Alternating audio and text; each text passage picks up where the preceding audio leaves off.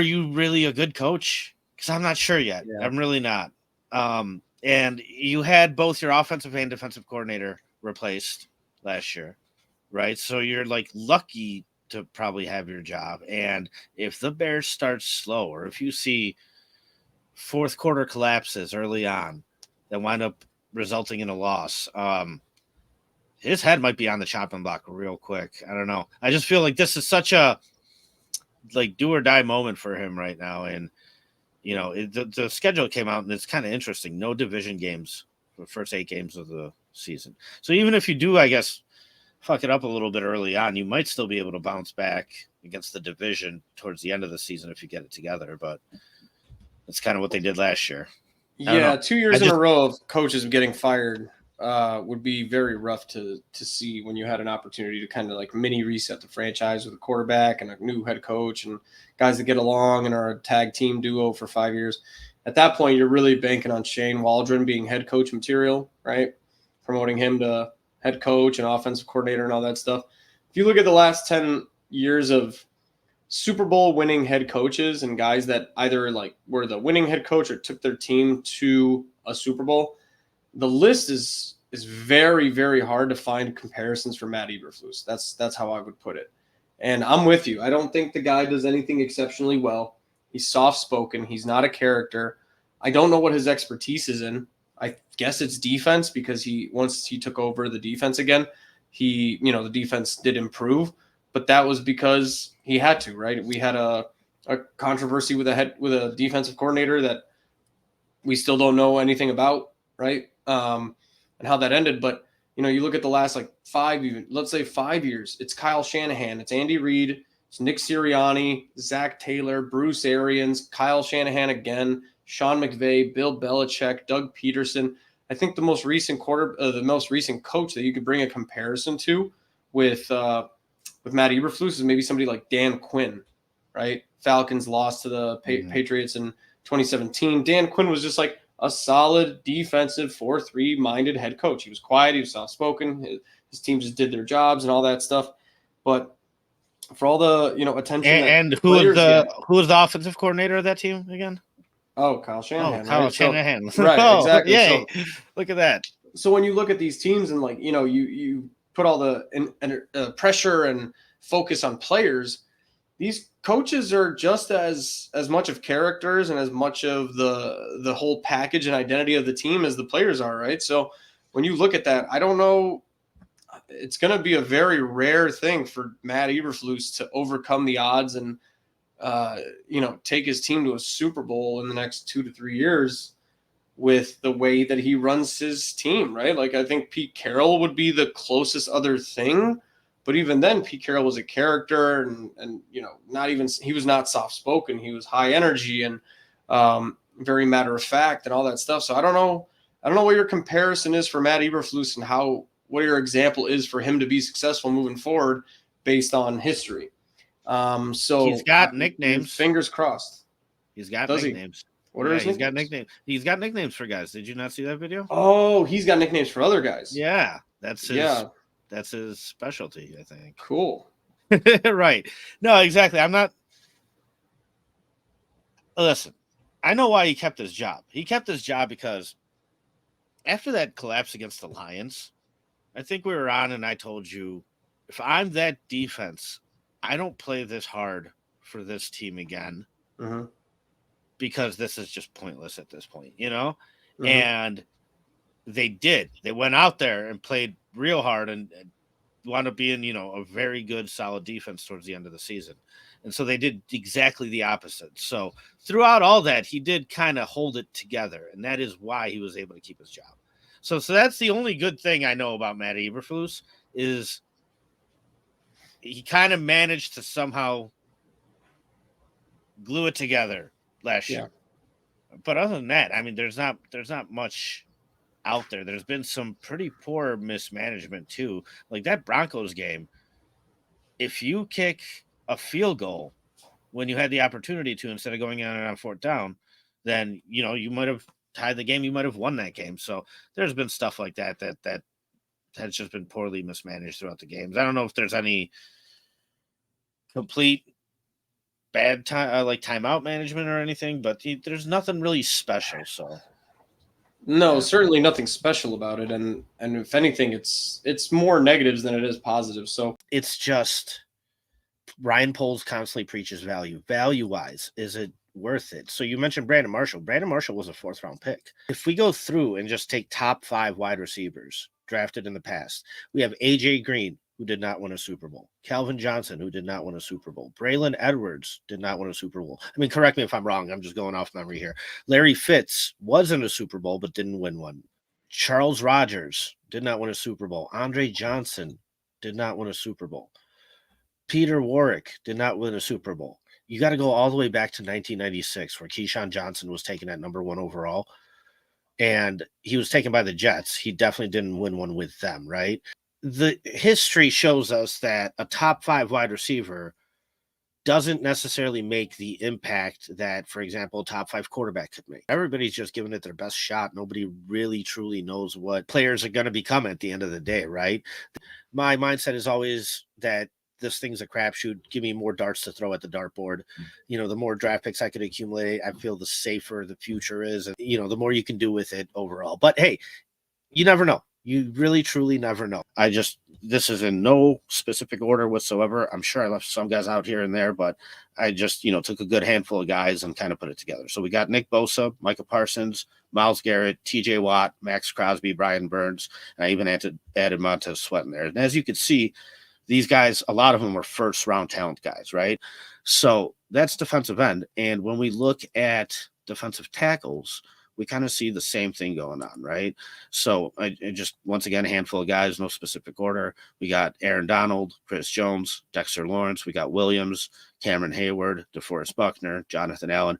I'm not trying to knock on Marvin Harrison Jr. I'm not trying to say that you shouldn't draft Marvin Harrison Jr. I'm just kind of trying to lay out some of these tendencies out there and whatnot. And when we do take a look at the wide receivers, right, and I took a good handful of them, Justin Jefferson, Tyreek Hill, A.J. Brown, C.D. Lamb, DJ Moore, Amon-Ra St. Brown, Puka Nacua, Cooper Kupp, Devontae Adams, Keenan Allen, Jamar Chase.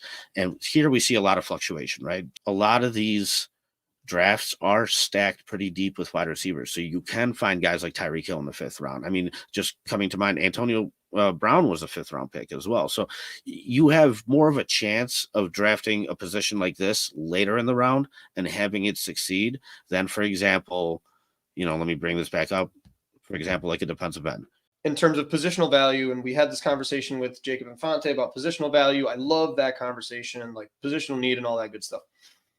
In my mind, I played it out, right? And Paulie, you said this, like you're drafting for a wide receiver 3, right? Yes, granted, DJ Moore, Keenan Allen might get hurt. Rome Odunze turns into wide receiver 2 for a good chunk of the season. That's all hypothetical. And let's say it's a perfect world, right? Let's say you play out this offseason and you come out of this draft with Caleb Williams and Rome Odunze, and now training camp's coming up, and we're talking about, can we get Yannick Ngakoue back for a cheaper contract, right? Can we address the defensive end position and yada, yada, yada? How do we add depth to defensive tackle? This, that, and the other. And I feel like that route, while it's fun because it's offense, there's a lot of question marks. It's a rookie quarterback with a rookie wide receiver and 2 veteran wide receivers. And yeah, like you can only spread the ball around so much. So let's say in a perfect world, you have Rome Odunze with Caleb Williams and he's playing great. Rome Odunze is getting you 700 yards maybe and like 5 to 7 touchdowns. Can I intervene real quick? Yeah. Listen, I'm so far on one end of this whole thing where if Marvin Harrison Jr.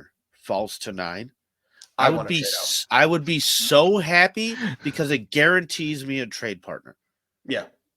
Same. That's how I feel about the wide receiver position. And I know, Richie, you were laughing at probably the idea. I would pass him up. The other part of this is if Caleb Williams is everything you hope he is, we're talking about, like, you want to compare to Aaron Rodgers. This is a guy that made Randall Cobb like a Pro Bowler.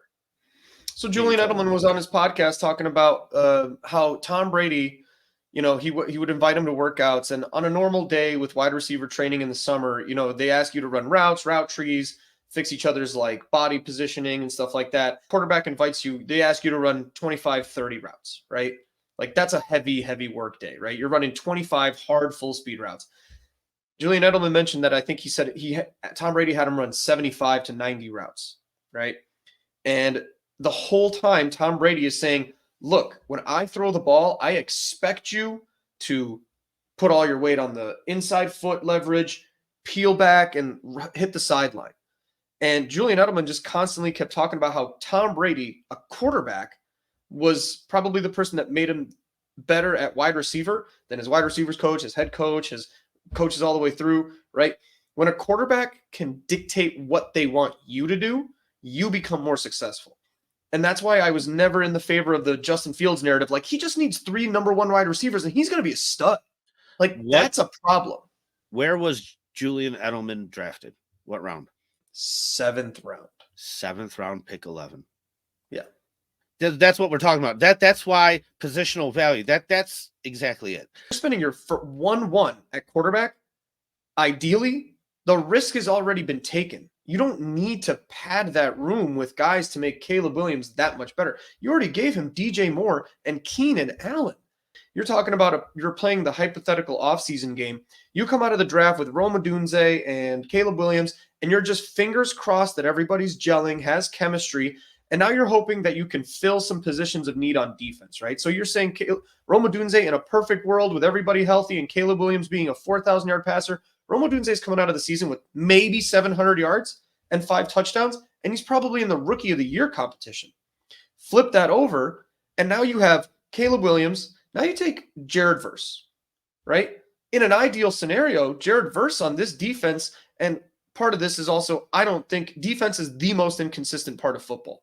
You can have a top 5 defense one year and a 15th ranked defense the next year and nothing changed, right? So you can't rest on your laurels because the last 6-7 games of the year, you were a top 5 defense. You still have to improve defense because that stuff is always changing.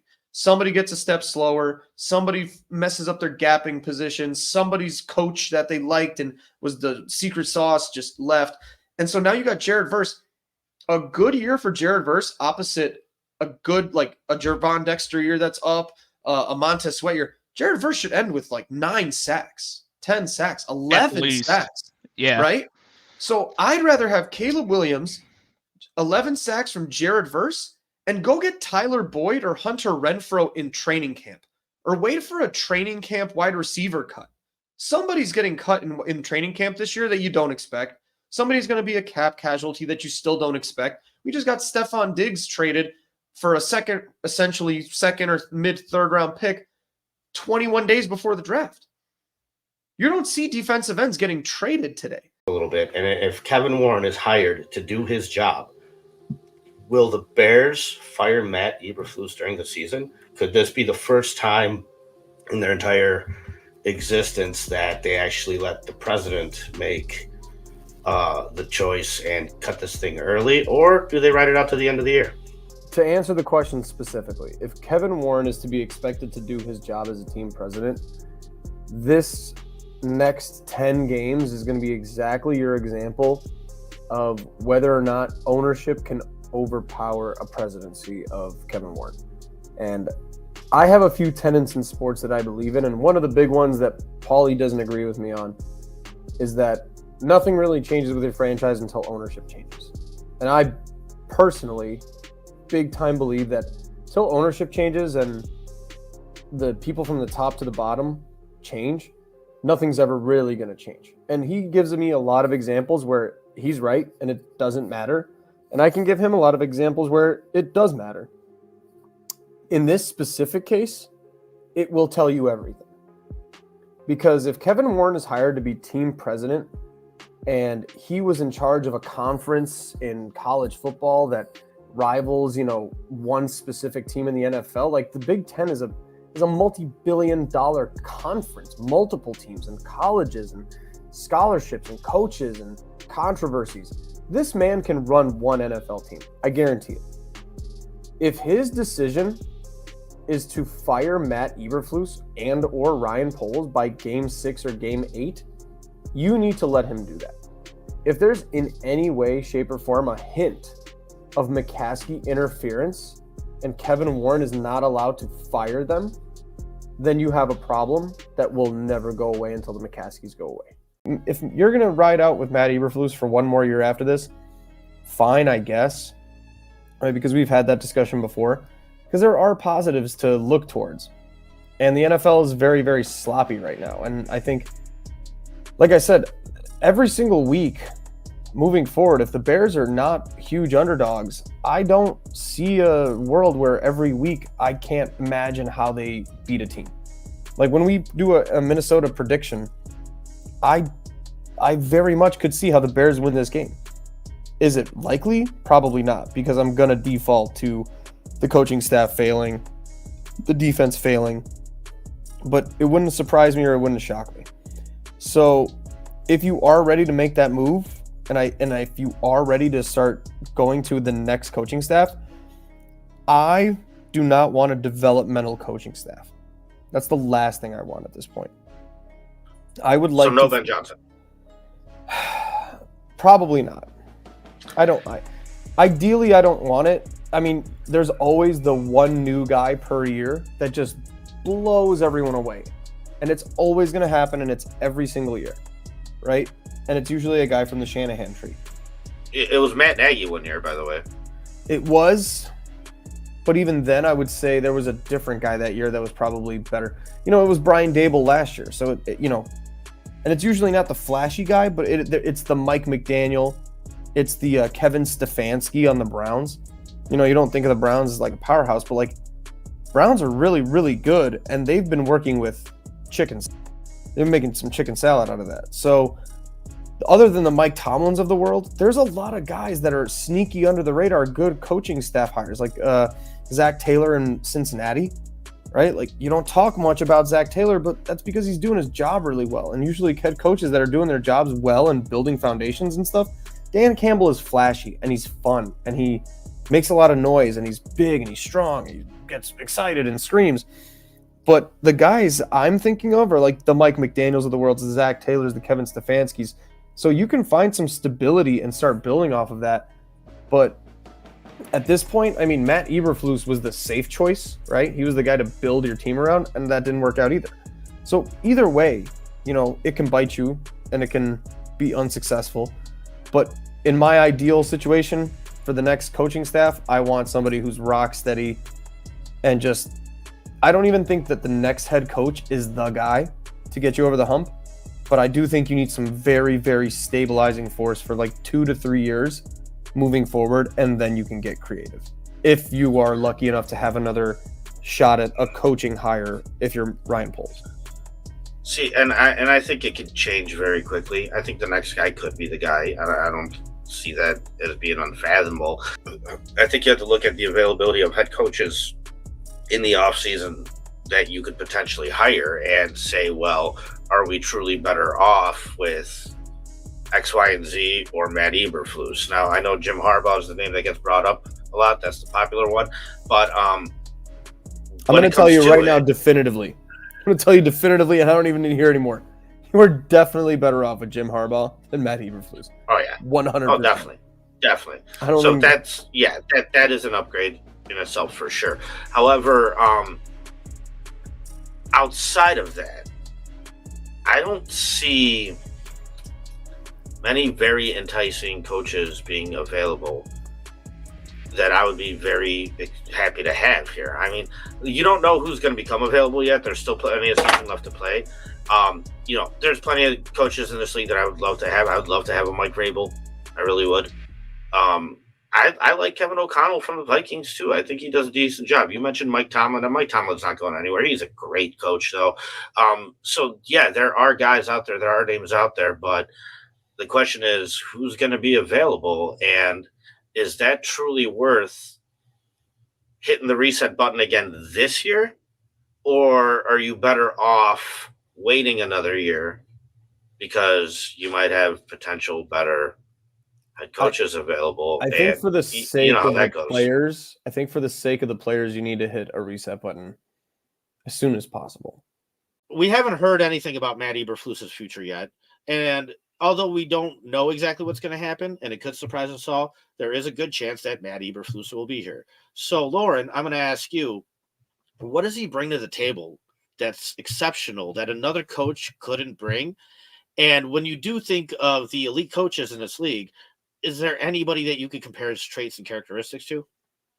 I think it's a great question to ask, and I will try and answer it. But I think that's a question that not enough people are asking themselves. Like, the Bears defense clearly played better in the second half of this past season, and Matt Eberflus is the defensive coach. But like, if you think about like what Matt Eberflus does on this defense, like what has his role been in this defense playing better? It's really hard to sit here and pinpoint like the specific thing or things that Eberflus does really, really well as a head coach or a defensive coordinator. Like, he's not calling, the world's most creative coverages, right? He's not coming up with, crazy disguises or just brand new ways of thinking or shifting coverages or certain calls, like adjustments off of certain coverages that guys are adjusting to. And like, they're passing off routes in a certain way that is really innovative or creative. I don't know that we can objectively say like this is the best way to, but like, this is the percentage of cover 2 that you should call versus the percentage of cover 4. Like, there's no way to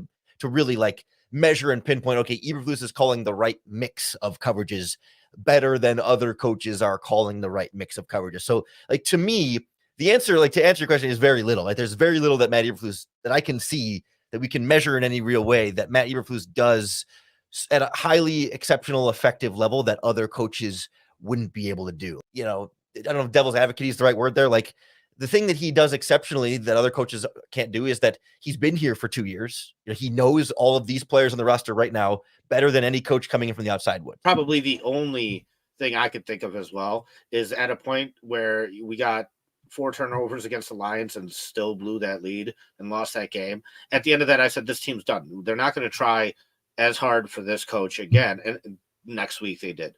So I give him credit for not losing the locker room during losing, because when you're winning, it's easy to hold a locker room together. But when you're losing, that's when it gets bad. And that's definitely a positive. Like that, he's got that for sure. He has the faith of the locker room a lot more than if every new coach that we brought in would have to build that faith up. And he already has some of that. And it's not meaningless. That's not nothing. Sure, like, it's good and important that the players do like him, but it feels like any coach who wins, the players will like them. The players like to win. And I guess give him credit for holding the locker room together last year during a terrible season where there wasn't much winning and players could have easily kind of turned on the team and given up and not tried hard. And like, he deserves credit for some aspects of leadership and locker room management. One other thing is that you do look at the coverages the Bears ran this season. First 4 weeks of the season, right up to the Washington game, week 5, and they had the mini bye week afterwards. From that point, drastic change in the coverage calls that they use. Like, weeks 1 through 5, when the defense was really bad, they set a lot of cover 2, a lot more soft zone, not much man coverage. After week 5 and on, he definitely, like, you can see in the data, like, looked at what he was calling as a cover in terms of coverages as a play caller and changed it. And it was much better from that point on. And like, he deserves credit for that in terms of self-scouting and not being so married to his cover 2 system from the past that he has to keep forcing that over and over again. He did adapt and change, and that did, I think, contribute to some degree to better defensive performance. Like, Mike Tomlin, I don't know what you necessarily say is his thing and the stability. John Harbaugh, for example, is much more of a CEO type. He's a special teams coordinator. He doesn't call plays on either side, but it's just like a stable force, and he's a good listener. He really listens to what his players needs. He makes adjustments based on what they're good at and what they need to do. So there is something about stability and flexibility. But I don't need that from a guy who also calls plays at a mediocre level and all that stuff. So like, if you are that guy, then you really better be really good at hiring offensive and defensive coordinators. You better be really good at managing your actual like corporation of coaching staff. Like, I don't know how much involvement Matt Eberflus had with handpicking his coaching staff, but one guy was fired for reasons to be known, and the other guy is arguably a bottom 5 offensive coordinator. Players, it was a good call by the whoever this coordinator was. That would be me. Did you hear that? Let me just replay that really quickly. We just replaced a good call by the whoever this coordinator was. That would be me. So with whatever stability and play calling ability and all that you can bring to the table, if you can't manage your own staff at the macro level, I don't trust that you can like go down all the way into the nitty gritty of your team and on a micro level be a good manager of like men and all that stuff. They could like you all that you want. Like I do like that Lawrence at one point like worked his way to the nicest way of saying like he's there. Like Hey, if you do keep Flus, you do need to add a defensive coordinator to this staff and a stable offensive coordinator. I mean, I don't think Luke gets you sticking around. I think most Bears fans are on the same page there that needs to change. So, with that being said, does anybody come to mind? Yeah, I think defensive coordinator wise, I look first at guys currently on the coaching staff. It seems like Eberflus, having just been the defensive coordinator all year, I don't know that he's needs to go out and get a totally new outside voice. Like I've been asked before, like, Lovie Smith as a possibility there. And I mean, I guess, or I mean, there was talks of him trying to get Rod Marinelli out of retirement, but Rod kind of declined that too. Like, I don't think either one of those is super likely, but I mean, right on the coaching staff, they've kind of made John Hoke, the cornerbacks coach. It's kind of felt like he's been the de facto veteran defensive coach that everyone talks to as though he's the defensive coordinator without having any of the defensive coordinator, like pay or title or responsibilities at this point. But I mean, he's been an NFL defensive coordinator before for a few different teams, I believe. And he's certainly been a college defensive coordinator for a long time. And he's a veteran coach. I think he would make a lot of sense in that spot. Also, if that's the case though, why wouldn't they have promoted him this year? That's a good question. And I don't know why. I don't know why they didn't just bother promoting someone this year. I mean, even as an interim defensive coordinator, why? It seemed like it would have made sense either way to put someone in that role. I know we feel pretty good about Eberflus, or at least that's the overall conception out there amongst the fan base, especially with the new haircut, the new sneakers. Like, the look has changed. And I think that almost has a lot of people more excited than what they did on the field for some reason. At the end of the day, we looked at a season where we got rid of our defensive coordinator in week 2 for whatever reasons. We knew we should have fired our offensive coordinator by week 8, but you can't sit there and lose your offensive and defensive coordinator in one season and expect to keep your job. It just felt to me like, hey, we were so close to being able to do a complete reset, get new coaching staff in there, go get Jim Harbaugh out there or something, make him a deal he can't refuse, and get the number 1 overall pick and get it was just so close. Yet we decided to keep Eberflus. We wound up getting some prominent coordinators. Shane Waldron has some history of success in the NFL. Eric Washington has some history of success in the NFL. However, I feel like if we're 0-3 this year, 0-4, you quickly start looking at Matt Eberflus. What do you think about the coaches we have coming into this year, Eberflus and the offensive coordinator and defensive coordinator? I am absolutely excited about Waldron and Washington. I'm definitely willing to give them a chance to see what they do. At no point was I ever clamoring for Eberflus to come back. I think he's a terrible coach. I don't understand why they brought him back. Why do you fire your coordinators but keep the worst one out of all of them? That's my opinion. I mean, a lot of people, he grew a beard, so he's going to be a great coach now. And for what is? I'm still waiting for somebody to tell me what he's done outside of getting a Indianapolis Colts team to an above average defense, that he's good enough to be a coach in the NFL. Because my personal opinion, and I'll take this to the bank, after he is done being the coach of the Chicago Bears, he will never be a head coach anywhere ever again. I think the reason he's kept his job is more situational based off history rather than anything he's done. I think typically teams want to give a head coach 3 years. And I know we fired like Mark Trestman after 2. However, that was a situation where the expectations were high and the product, the result was very low. So you looked at it as, hey, you're failing. The expectations here were very low, and we've improved. So it's kind of hard to sit here and fire. Like if we got 3 wins again this year, and it matched last year, maybe then you could have made that case where like you're not getting any better, you're not doing anything. But because we won a couple more games and because he's only in year 2, I think the situation kind of dictates that, hey, you just bring this guy back. But I hear you. I'm with you. I personally would have rather moved on because, in my opinion, coaching could be an issue here moving forward. I just don't understand how you could be sitting in a meeting room and you say, Well, I personally think that Matt Eberflus is going to take us to the promised land. Oh, okay. So you got Jim Harbaugh out there, who obviously was available. Why the hell didn't you throw a freaking blank check at him? Is it that you're afraid to get a big name coach or a big name player? Are they cheap? Yeah, I don't know. I'm of the believing that if I got these two guys in front of me and I say, who's better? There's not going to be a lot of people that say, well, we should keep Matt Eberflus instead of going hard after Jim Harbaugh. I would venture to say out of 100 people, 99 would say that that guy's better.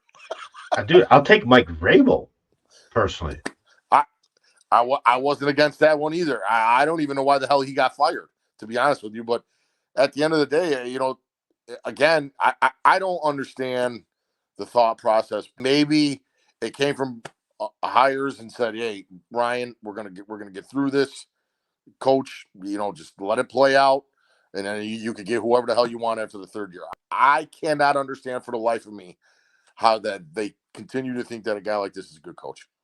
I don't either. I mean, the only highlight anything I saw about him was a little clip where he had like nicknames for every player. Like, you want nicknames? I'll go in there and give you nicknames.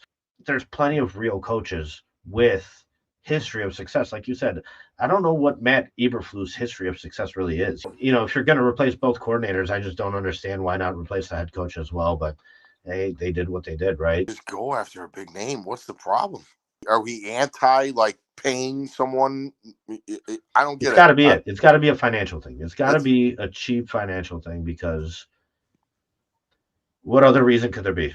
I don't know. I don't know, because you had a chance to go all in on Jim Harbaugh, and you didn't do it.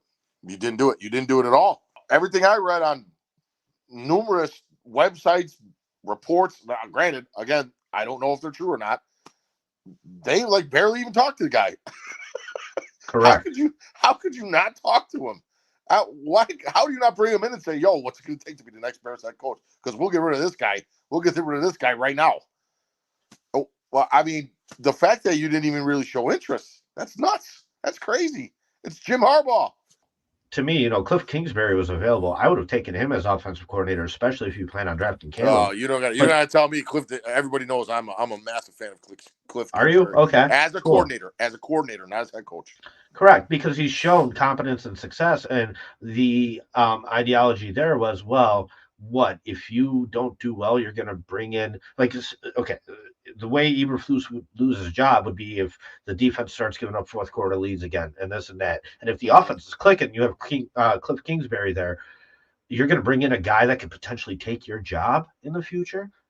And I'm like, yeah, why not? Like, for you to be afraid of your coach taking your job means you suck to begin with. Like, you shouldn't be afraid. You should want to put the best staff together for the talent you have and hope to succeed with it all, and not sit there and make decisions based off of your job security. And it just seems silly to me. I would have loved Cliff Kingsbury to be here, especially if we're going to draft Caleb.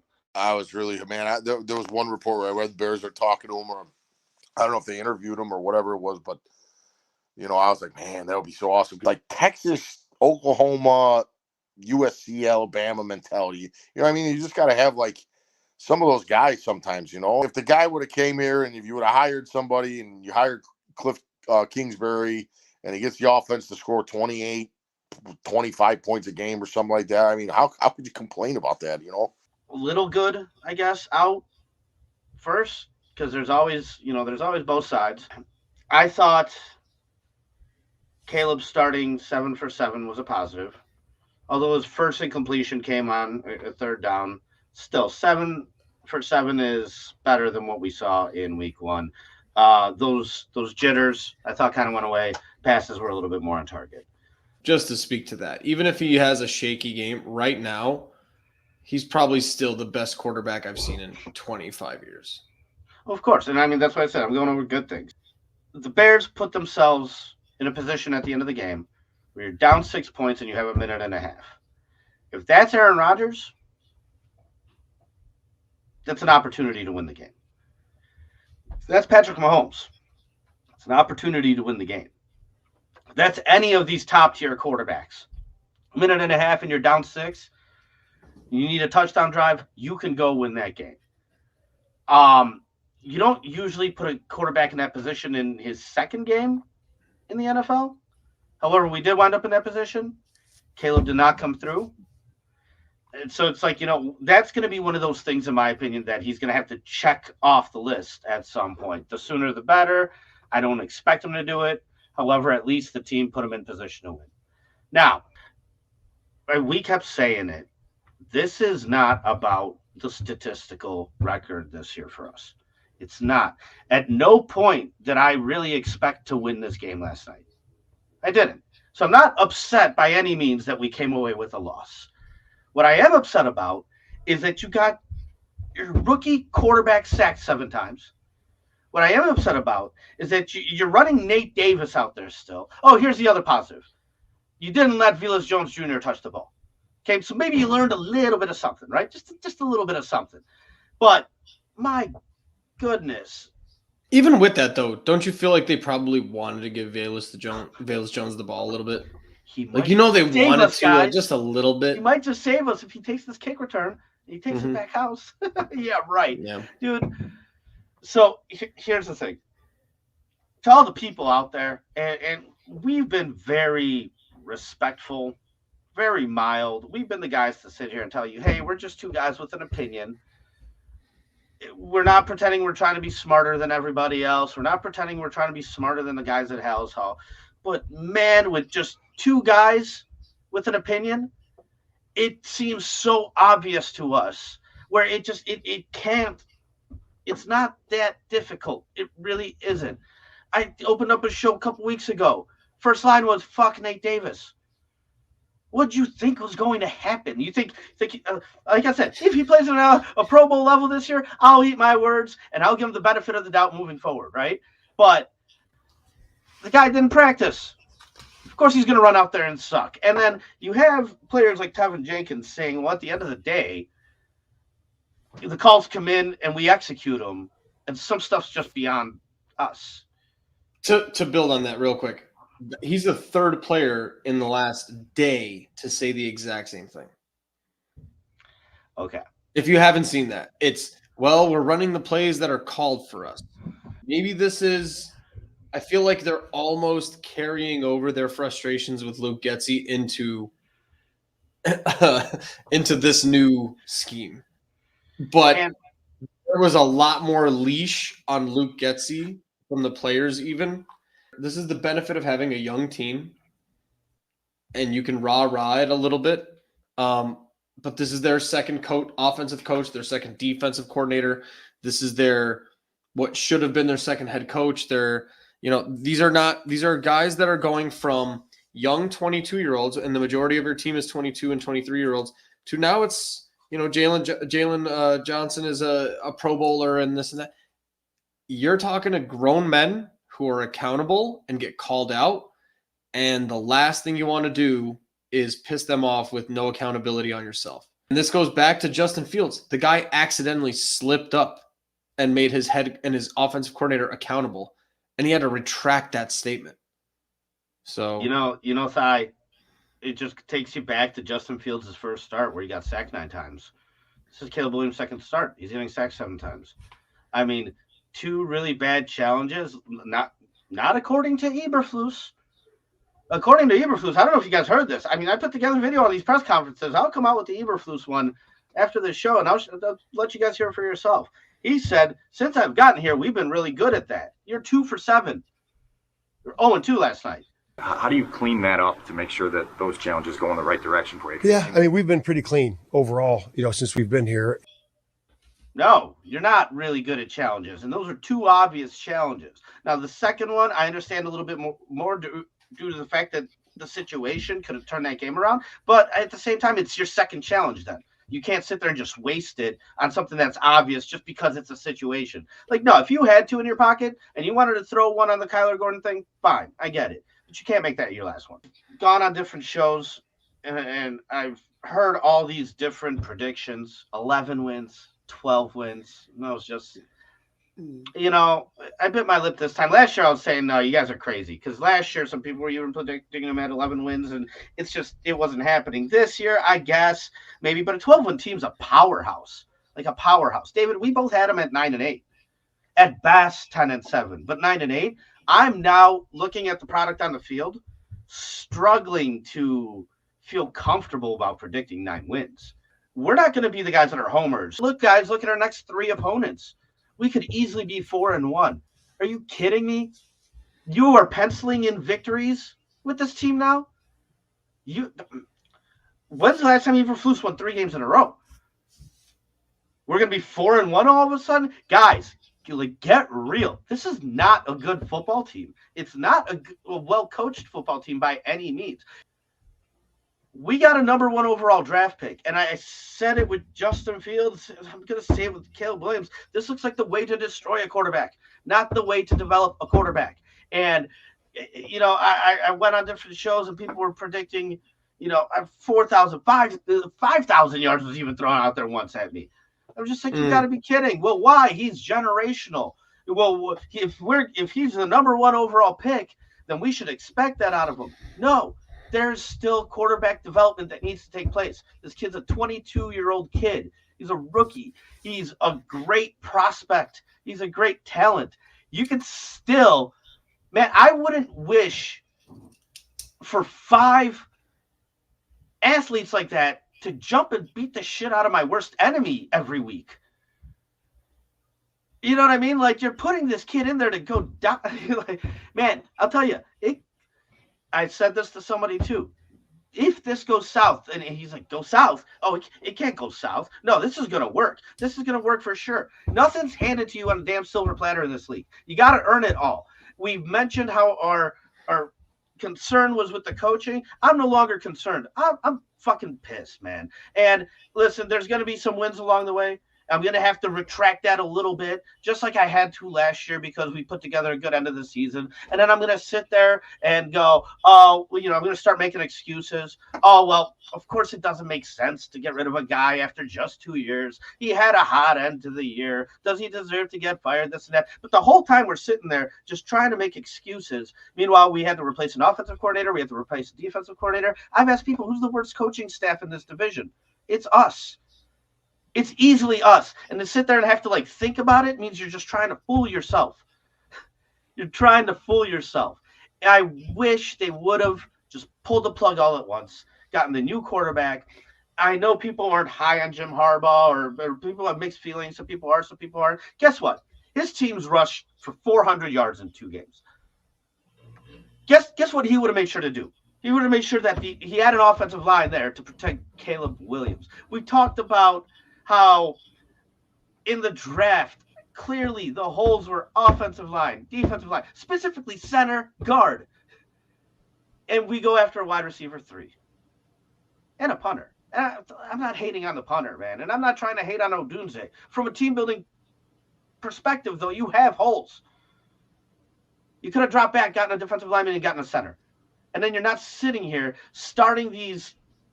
This is the worst part. We did it exactly. I'm sorry, David. I'm rambling. I'm going on. No, I love it. I need to match your energy when you're done. Dude, we did this with Lucas Patrick. We went out and got Luke Getsy, and we went out and got Lucas Patrick. Why? Because he's familiar with the system. It's such placating bullshit. We're not going to beat you physically. We're going to beat you with the system, man. Because we're smarter than everybody. That's right. And what do we do this time? We went out. Listen, I thought Coleman Shelton was going to be like the just-in-case backup. And you're starting. And he's getting his fucking ass pounded in 2 weeks. Oh my god, dude. So, I'll tell you what. Offensive line problems, not easy to fix. Impossible to fix mid-season. Man, week 3, you don't fix those. It's going to be such a rough season. And I think because, you know, the fan expectation for the wins for a playoff push or something is all there. Oh, man, get ready for this roller coaster ride, because I have a feeling we're going to be sitting there at the end of the year scratching our heads wondering, why did we not even interview Jim Harbaugh? And I don't know if you guys saw it. It's disgusting. Matt Eberflus, there's a list of things that he did not take accountability for today and frankly doubled down. And today, Tyreek just absolutely, not only did he not hold accountability, he almost doubled down.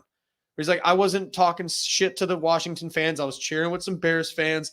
He goes, yeah, it's my job to box out Noah Gray on that play, which he's the guy who initially made that touchdown. And I saw online today the prototypical Hail Mary defense of an NFL team. It was the exact play out of a playbook. And it's the bunch man, the jumper, the front man knockdown for the tip, the back man knockdown for the tip. If you notice, there's no knockdown back man because it's Tyreek. And Tyreek goes like, hey man, I made a play for the ball. And if I knocked it down, everybody would be saying, hey, great play today, Tyreek. But it didn't go that way. And so, it's what happens today is what happens today. So he's basically saying like, it was a 50-50 chance. No, motherfucker. You didn't do your fucking job. And no one's going to hold you accountable to it because that's not what anybody does on this team. No one holds anyone accountable. Mind you, the head coach himself won't hold himself accountable, won't hold his coaching staff accountable. He won't call any players accountable. So, of course, that's the stench. That's the attitude. We talk about arrogance, Paulie, about that weird arrogance that somehow this team feels like it's earned, that Matt Eberflus feels like he's earned. I don't know where he gets this from because he hasn't earned any of it. He's 13-27 as a head coach. Way too many games, by the way. That list is an insane total of games you're allowed to coach when your record is that fucking shitty. It's too big of a number. And then on top of it, he's not going to say anything because what can he say? He didn't call the timeout. Flus continues to put out choke culture. Guys, 2023 versus Denver, we had a 98% chance in the fourth quarter to win. We lost. 2023 against Detroit, we had a 98% chance to win in the fourth quarter. We lost. 2023 against Cleveland, we had a 91% chance in the fourth quarter to win. We lost. And here we go. 2024 against Washington, we had a 96.5% chance to win, and we lost. And we talked about repeating mistakes. I talked about my concern for losing games in a certain fashion. If you repeat the same things you did in the past, that's not good. And then another comment he said is, this isn't the NCAA. You can't bench him for that. Black Bear, I've seen Bill Belichick bench guys for getting a flag. Black Bear, we've literally seen a team in our own division suspend 2 players in the last 2 years that are stars for just being a disrespectful teammate, conduct detrimental to their team. That's how you become a fucking powerhouse. That's how the Packers bench Jair Alexander, the star of their defense. That's how they bench Romeo Doubs for a healthy scratch for having fucking attitude problems. Guess what it did for Romeo Doubs? He's fucking playing. Why can't the Bears do it? Vernon Davis. Can't win with him. You can't win with him. Remember Mike Singletary calling out Vernon Davis? I don't want this guy on my team. What happened? It shaped him up, man. It shaped him up. Something clicked in his head. We're like, damn, I'm going to be held accountable for my actions. This is how you actually establish a culture. My opinion, Matt Eberflus not taking accountability and essentially calling out the players and saying it was their fault for the loss. I don't like that, but it unfortunately is the truth. So if he doesn't handle the Tyreek situation with have either benching him, saying, even if he says you're going to play 50% of the snaps, we're going to rotate Terrell Smith in more, I think I'd be okay with that. But if he just turns a blind eye, it's the same thing. Tyreek plays whatever percentage of snaps he plays. That's going to really change my mind on Matt Eberflus really, really quickly. What we're saying is the reason he needs to be fired is because he won't bench him, which he should do, because he doesn't have the job security. He doesn't have the confidence. He doesn't have the balls or the schematic confidence to do whatever he needs to do to send a message to some fucking players. These are players that had a team meeting with their coaches saying, we want to be coached hard this year. This is not coaching hard. When you let him do this shit, you don't call timeouts. You let a 15-yard play on a play before a Hail Mary. That's not coaching hard. And then you take no accountability, and then you don't bench the guys who fucked it up because you also fucked it up. That's the definition of why these players are saying we want to be coach hard, and why I say this game losing is almost a positive. It puts such an obvious stink in the room that you cannot keep him around next year, regardless of how the season ends, because your ceiling, the floor with Matt Eberflus is probably pretty high because he's a good defensive coordinator, but your ceiling is you're keeping it right at the same level. Their floor with Matt Eberflus is 6 wins. Their ceiling is 9. Can you guys see that better? Mm-hmm. So I just want to, for the sake of consistency, say, I mean, October 2nd, 2023, Eberflus deserves to be fired. November 24th, 2023. Do the Bears fire Matt Eberflus? That's a little out of order. I think this is our most recent one. Eberflus lacks accountability. What makes Matt Eberflus special? Our answer was, we don't know. Do you trust Matt Eberflus to put together a staff? Is keeping Matt Eberflus a mistake? So, guys, this isn't something that we're just pulling out of our ass here. This is something we've been on for a good little while. That, man, there's a clear upgrade here. And the coaching staff, it's so, like David said, arrogant this offseason to not even interview other guys. As if you have this all figured out. You just had to replace your offensive and defensive coordinators, but everything's fine. I even put out a poll on our YouTube channel saying who's got the worst coaching staff in the NFC North. Just to make people realize, oh, Thigh, I love it. You're shaking your head. No, it's such it's an obvious us. Answer. It's a us. Very obvious us. Yeah, absolutely. Oh no, sure. I heard a great comment yesterday. The Bears have probably the 6th best head coach in the NFC North because Brian Flores, Ben Johnson are also in this division. I don't know. The one thing that you guys just said, what's special about Matt Eberflus?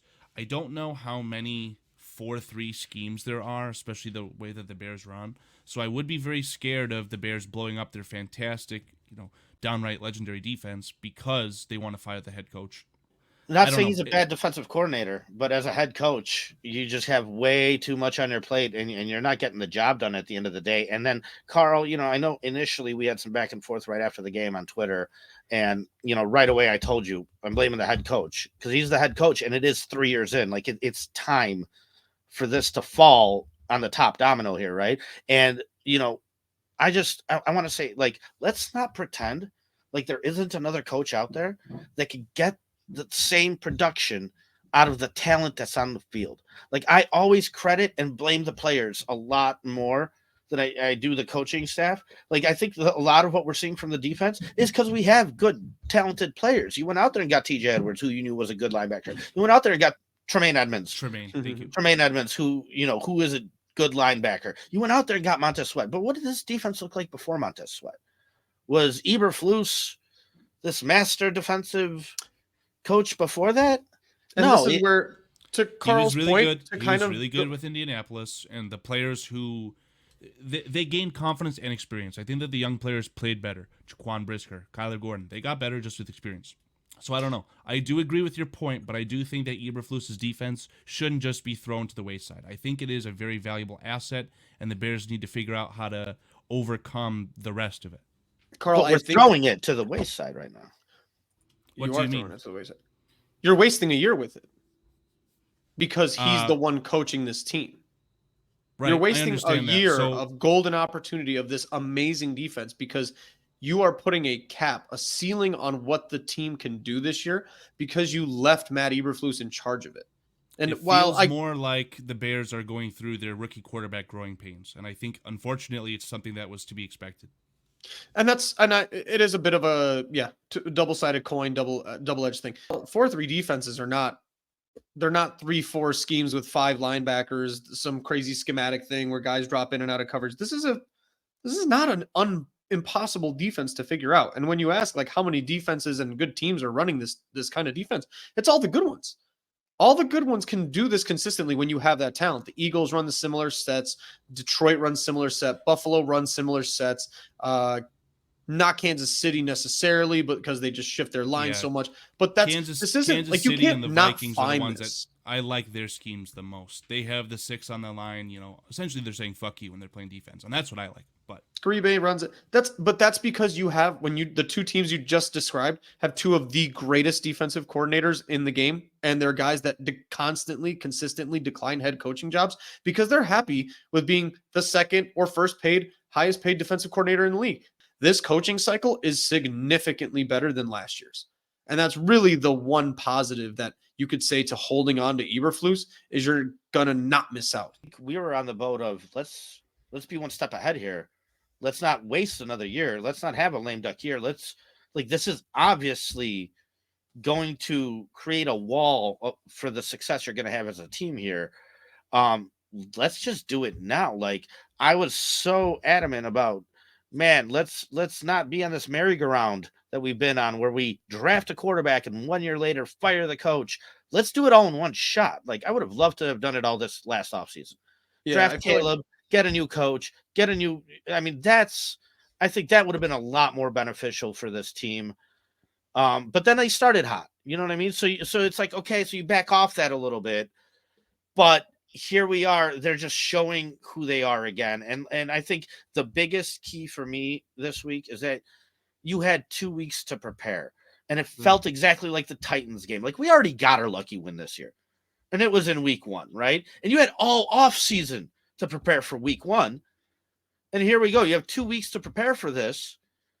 And you come out looking like that. Like, it's not going to change. I have my worst 7 decisions from that one game, and I power ranked them based on what I would feel like you would be fair to saying these are Eberflus, then not so much his fault.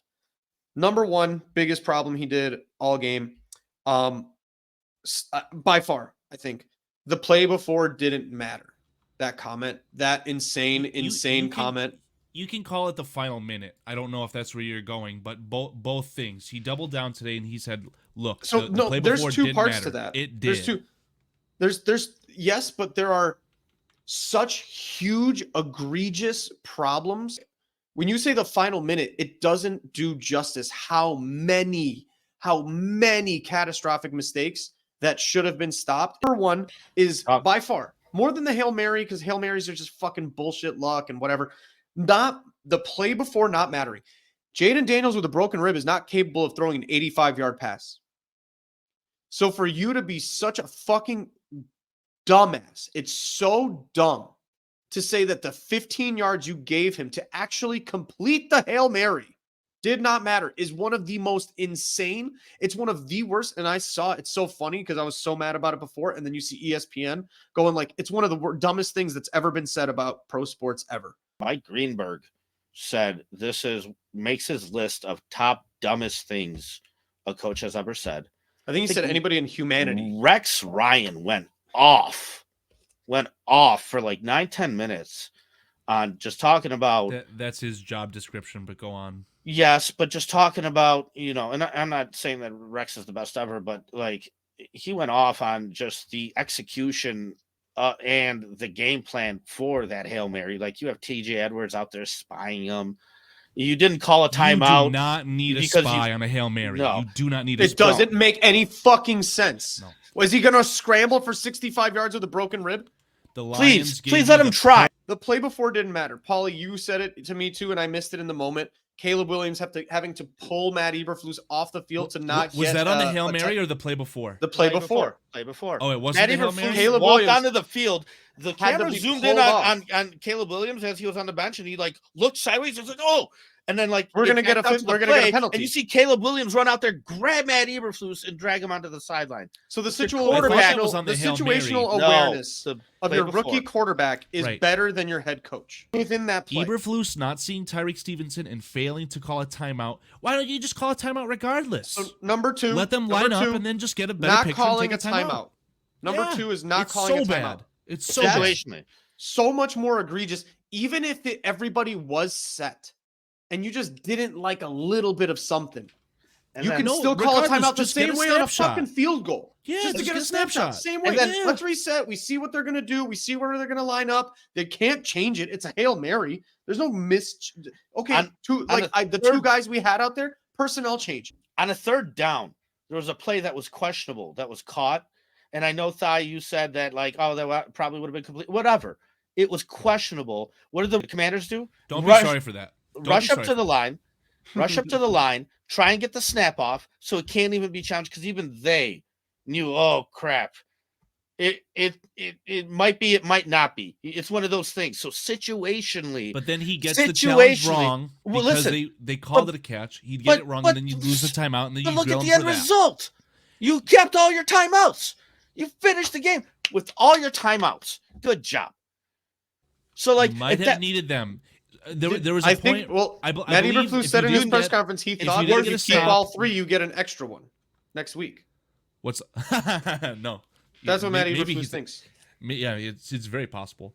Yeah, the challenges stack like my T-Mobile minutes, right? Mm-hmm. Number 3, which again, this is why we're talking about 1 minute here. You're saying, Carl, like you almost were like the last minute was really bad. Look how much we can break down personnel on the Hail Mary. Can't blame it. Zach Ertz, what? Yes, you Montez can. Sweat has been playing through injury. Him not being on the it's the field, is clutch, all Buddy, man. it's the last play of the game. You just NFL. fucking you ice your shit afterwards. I don't Well, care. Break a you leg. only NFL. bought 3 and had a spy. So Montez Sweat or anyone else is not getting through a Do double you know team. who I the think other it's pass fine. rusher was on that play, Carl? It was Jacob Martin and Austin Booker, and then whoever Why was the playing nose and T.J. Edwards. No Austin Booker. I thought he was. I must. It was Jacob Martin, DeMarcus Walker, and Jervon Dexter. That's the case, Black Bear. Then fine, respectfully, fine. However, even then, you need Austin Booker out there, your fastest defensive end, Austin to catch Booker, up to Jaden Daniels. Just his motor alone, whether he had one arm, one On a leg, Hail he should have Mary. been on the field. Austin Booker needs to be out there. Yeah. And Darrell Taylor needs to be out there. The 2 highest motor, quickest defensive ends you can throw out there on a Hail Mary to rush the throw. And this is just common fucking sense. And then you have zero players above the height of 6 feet tall on that jump ball. At that point, honest to God, and I'm not even kidding this as like a cutesy thing, I have no issue if Roma Dunze or Cole Kmet being 6'5" and 6'3" respectfully are out there on that play. Cole Kmet, I don't know about that. Roman Dunze, I'm fine with that. guys who can high point the ball for sure, Dave. That's I'm it. fine Just with it. high point it, slap it down, catch it, whatever. The personnel, and I'm not exaggerating. I looked at the fucking personnel on that play. I saw 5 easy fixes of personnel on that. If you really want DeMarcus Walker in there, put him in at nose. Put him in at nose. Austin Booker and Darrell Taylor need to be out there. Rome should have been out there. You're not about Elijah Hicks. Elijah Hicks is 5'11". Tyreek Hill is 6 foot even. Jalen Johnson is 6 foot even. Zach Ertz alone is 6'6". It makes no fucking sense. The personnel choices, and that's again, Carl. I'm picking these based on these are purely and exclusively a Matt Eberflus fuck up. So number 4, not challenging the catch in the second quarter. I know they rushed up to the line and snapped that ball quickly. Matt Eberflus has been absolutely mental pretzeled into throwing challenges. Where he where he's like, flag. "Oh, we're good on challenges," and it's like you're not. Yeah. Well, yeah. So what he was got- that? he got Where said, roasted we're great for at it. it. He We're got great at roasted it. for it. And everybody annihilated him for it. And now since then, he hasn't thrown, I think, a single challenge flag. Situationally, you have to there. It Just was like a situation. 3rd down catch, and Terry McLaurin clearly caught it off the turf. It was a huge play in the second quarter. It would have at least eliminated 3 points off the board. And in a close game like this, forget the Doug Kramer shit. Forget all these points matter. Throw a motherfucking flag. And the same way you said it, Paulie, you don't get bonus points for keeping all your timeouts. Throw it and see what the fuck happens. Number 5, Tyreek Stevenson being matched up at any point on Terry McLaurin. And I said this on the deep ball. You need to shadow Jalen Johnson on Terry McLaurin because there is no other receiver on that team. If that's the your scheme game just plan, doesn't run that, and I hate it. I absolutely hate it. I It can't should be your stand it. best man on your best man. They just play halves, just like it the can be safeties. done. And I get that. It can be halves and it can be done against certain teams. You can do against Tennessee when Calvin Ridley and DeAndre Hopkins are basically the same guy at this point in their career. You can do it against other teams. You can do it. You can't do it against the Washington Commanders when their only offensive threat is Terry McLaurin.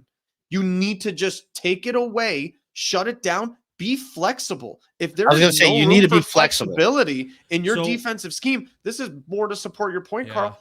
You can find any fucking schmuck in the NFL who's a defensive coordinator who runs 4-3 and a modified version of Tampa 2 and fucking cover 2 man. It's not that different. My last 2, this is going to be less, I guess, on Matt Eberflus if you want to. I still say this one huge. Doug Kramer getting the ball is still an Eberflus problem. It still is. He gets the veto rights. He can hear it come through the headset and say, whoa, what the fuck are we doing? What the fuck are we doing? What the fuck are we doing? And he can literally veto that shit on 3rd down in a crunch time 4th quarter with 3 timeouts, as Paulie has pointed out multiple times at this point. And Matt Eberflus has the ability and the absolute right. And if he did it and had the balls to do it and said, guys, timeout, he'd be the fucking hero today. But he did it. And my final point, 4th and 1, this is probably the least on Matt Eberflus. It's a play that just pissed me off. The short side flare screen to DJ Moore on 4th and 1 at midfield. It pissed me off so fucking badly. It's a fucking flare screen one-on-one to the short side of the field. My thought. The one where he got face masked and nobody said anything. Yep. Correct. Yep. He did and get DJ Moore got up all pissed off, and none of the commentators said anything. And that's about fine. it. And that's fine. It should have been a face mask. I'll take every win I can get right now, right? Just because it does feel like we're supposed to be in a position where the window's opening. And at that point, I'm willing to accept luck. I'm also a realist here. They kicked our ass for 3 quarters. Okay. And so, listen, it's nice for Caleb to be able to make some clutch drives at the end. However, it's kind of like a double-edged sword, because now this thought exists in the back of these guys' heads where we could go in there, put in all our effort, and this thing's still going, we'll still mess it up. You know what I mean? Whereas, like, if you do win that game, then it kind of just like it reinforces that positivity of, hey, put in every ounce of energy you have into this because it's all possible. But instead, that's what the Commanders got, right? They're now moving forward with the idea that this team will fight to the end no matter what, because look what we just did, right? So it you know, a lot of people are like, can you bounce back from this and that? You know, we've been going on the fire Matt Eberflus thing for like over a year now. So from my opinion, he's a good defensive coordinator. I always tend to credit the players more than I do the coaches, right? Not saying that the coaches don't have impact or affected. They do a lot, but I tend to just give more credit to the players. And so I don't think that you can't, I don't think that like Eberflus is irreplaceable. I think there's other guys that could come in here and get production out of this defensive talent that you have on the field. He just seems very average to me. And so when it comes to a couple plays a game, when it comes to getting a challenge, when it comes to doing the right thing, I find that you're going to be on the wrong side of that more often than you are on the right side of that. So I've said, hey, there's an upgrade here to be made. He's not terrible, right? But he's not great, and I'm not willing to crown him. And I guess his best quality is not letting the ship sink all the way to the bottom. Last year, after that Detroit collapse, I said, this team will not play as hard for this man again. And then the next week against the Vikings, they did. They went out and got 4 turnovers again, and they continued to sit there. And so I said I was wrong, okay? So maybe he does have, you know, maybe he's good enough for these guys to believe, fight for him, this and that. Great, but like how many times are you going to do this with this kind of epic collapse before you give up? And I found it very interesting that these players were speaking up, and now all of a sudden, I don't know if you guys heard quotes recently, it's, oh, well, we need to keep things in-house. We need to keep things in-house. I think personally, and this is just speculation here, I don't know anything. I'm not reporting anything. I don't have any insight. It's just my brain working. I think they're upset. They can't yell back at the media, right? He's saying, I appreciate your questions. I appreciate your questions. Goes behind closed doors to the locker room, goes, what the hell, guys? You're helping throw me under the bus here. Quit it. Stop it. And instead, he's taking his frustrations out on the players instead of owning it himself like he should. He should be the spearhead for this team. It should start with him, just like the quarterback. They're on the same level. They go out there and say, hey, it's us. It's us, and then whatever. You know what I mean? And Eberflus just refuses to do that. And so I think that's going to really bite him in the ass in the long run. So Eberflus did take accountability yesterday on Wednesday. Took long enough. And to your point regarding the players, it was both DJ Moore and the safety, Kevin Byard. They both had essentially threw him under the bus. So your point, very well received, and it's true. Yeah, I felt like he did it to get the monkey off his back. Okay, fine. It's my fault. Let's move on. We got another game. Yeah, like you PR training you didn't own it. You own it right in the moment when it's I'm the gonna hardest. here. When it's the hardest time to do so. You show that you're a damn leader, and you go up there right after the damn game. You know what I mean? And you own it because you're the head coach. So when you look around the league, you got a guy like Doug Peterson, who won a Super Bowl in his 3 years later is fired from the Eagles, right? 3 years, like Nick Foles got Super Bowl MVP that year, his backup quarterback. So despite even losing your quarterback and being a very average coach, I think Eberflus is a better coach than Doug Peterson. Right? He still has that Super Bowl on his resume. Whereas, like, you look at a guy like Andy Reid, it took him 20 years before he finally won a Super Bowl. And that's where at the end of the day, it's like, yeah, the players are the ones that have to get it done for you. It wasn't until you got Patrick Mahomes, but everybody knew you were a great coach. You know what I mean? It's just those things don't always go hand in hand.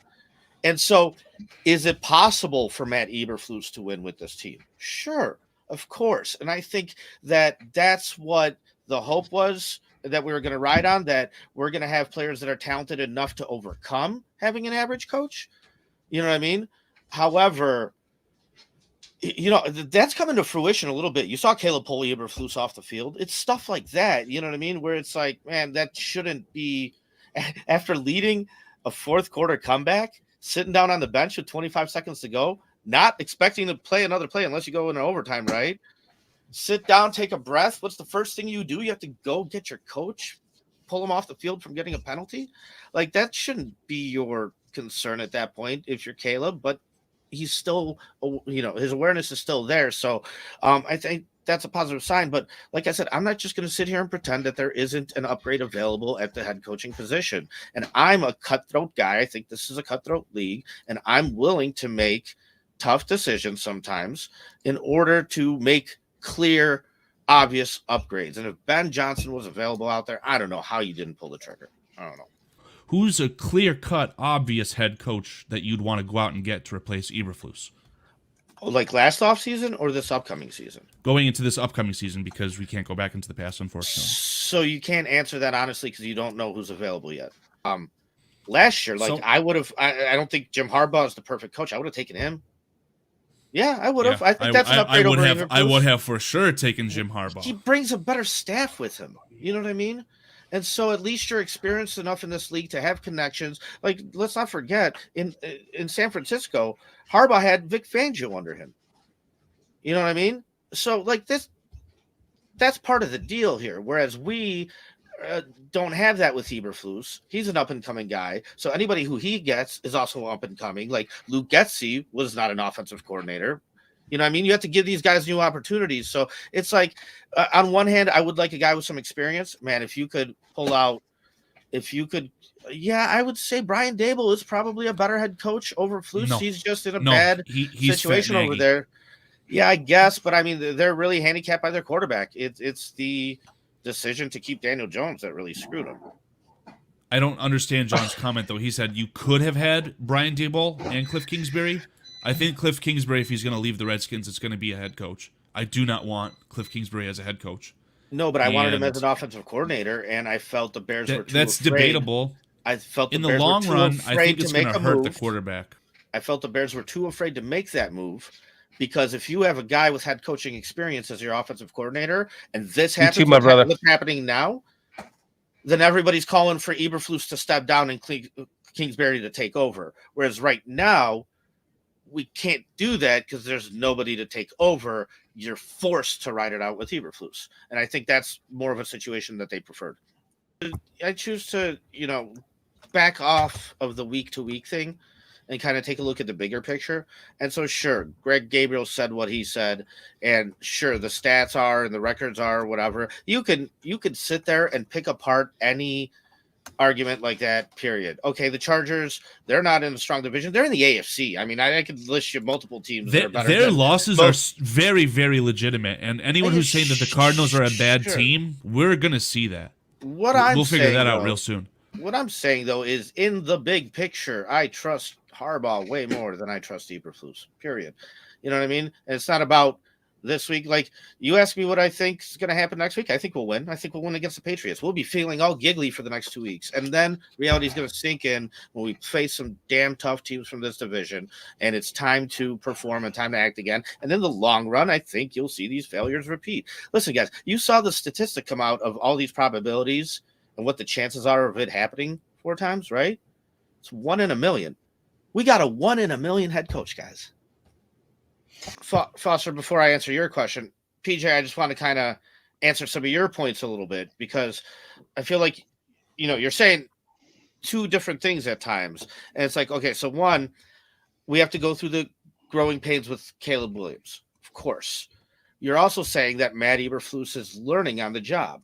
So we also have to go through his growing pains at the same time in after he's been a head coach multiple years now and had time to figure this out. So that's okay. Then you're saying there is a chance to still get a lot of wins. Yes, 100%. I think your idea of what that chance is and my idea differ a little bit. You're probably a little bit higher with that percentage of a chance. I think I'm a little bit lower, but there's always a chance that you could still turn this thing around and overcome average coaching, right? And then you're going off and pointing out the improvements that the coaching could have had. And so, you're saying don't fire. I'm not on the whole don't fire everybody and this and that. Like, you're in a situation where you're not going to fire Eberflus right now. Who's going to replace him? You got nobody better, right? So you're handicapped into riding this thing out to the end of the year one way or another, whether it's good or bad or whatever. Bears won't fire head coaches during the middle of the season. You're riding this thing out with Matt Eberflus, right? Like, this is his last shot. It's do or die. Go ahead. But then we're noticing all these faults that you're making that, like you said, can he get better? Sure.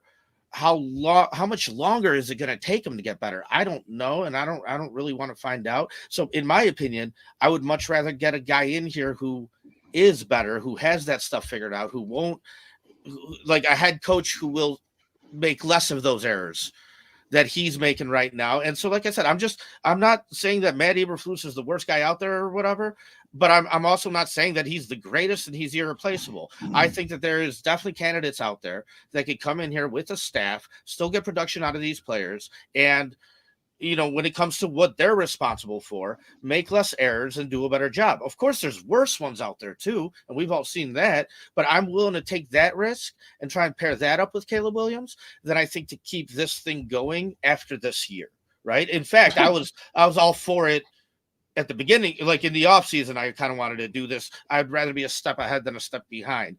And then Foster, was there growth?